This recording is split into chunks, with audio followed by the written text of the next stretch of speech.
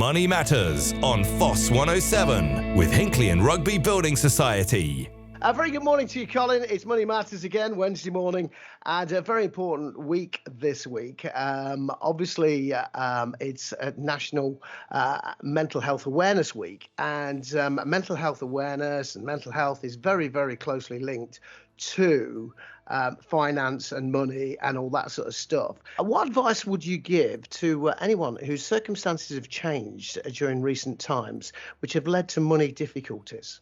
It's a really common situation, Mark. My first comment would be to those individuals, don't feel as if you are alone in this.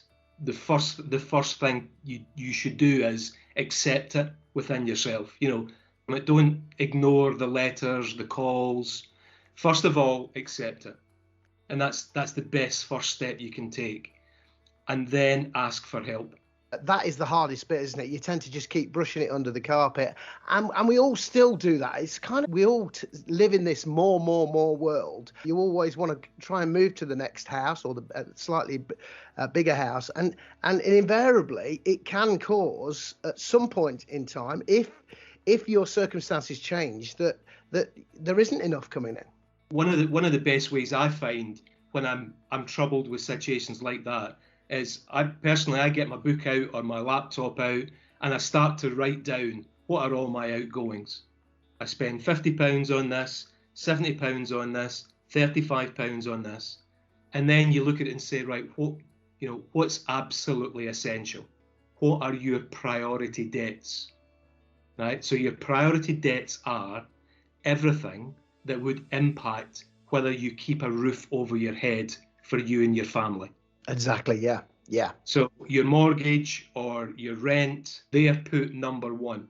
And you just work that through, Mark. You just work it through so that you can identify, can you save money to get yourself back on track? While we're on that subject, got a question here. If I get into money difficulties and talk to my the people that I owe money to and get it sorted out, does it affect my credit rating? It can do. Yeah, it can do. If you fall behind in your payments, it will be recorded. Or let's say you owe money to 6 different banks, building societies, credit card companies. There's a temptation to go and speak to all 6 and individually negotiate with all 6. That is not a bad idea, but it's quite tough to do. And that's why I always suggest go to an independent organisation so that they can look across all your finances and give you the best advice about how to deal with all 6. I've got a question about that.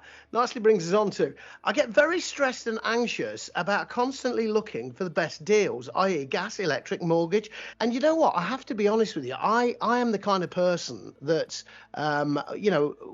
you had a phone bill and it was one company. You had a mortgage and you kept with that mortgage company all of your life. That has changed to a certain extent now, hasn't it? It has absolutely. And I think there's a nice balance. If you're looking every day, every week for that next deal, you're never going to relax. But if you're saying to yourself, right, I don't know, January every year, I am going to check all my utilities, all my loans against the rates that I could get and do it once a year, I think that's a really good exercise to do. Just one final question, which we've actually answered, but it is really important, and we need to talk about it again. If we get into money difficulties, what priorities should we put first? And we spoke about this, and it's got to be the roof over your head, isn't it? It's got to be a roof over your head. I would say next to that, particularly to preserve your credit rating, your loans, your credit cards, etc. Only if you can do that and you can afford to eat. We all love a takeaway, but can I live without a takeaway? Yes, I can. Do I need to do it for the rest of my life? No, just to get through this period of time. But it's worth doing to get yourself back on track.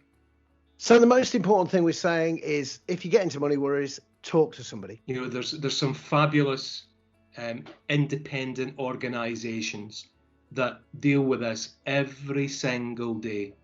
They know the legalities of it. They know how you're feeling. People like Citizens Advice, who are mental health is a big thing for us all. It's a big thing in our business. We work with experts in the background so that our staff understand the challenges that people will go through, and so we can give them the best support available. Colin, thank you so much. If you've got any questions about money matters or even mental health, it's all on our website, fosse107.co.uk. If you want to ask Colin a question next week, just head to the website, fosse107.co.uk. Click on Money Matters and I will ask you the question next week, Colin. Thank you, Mark. So much.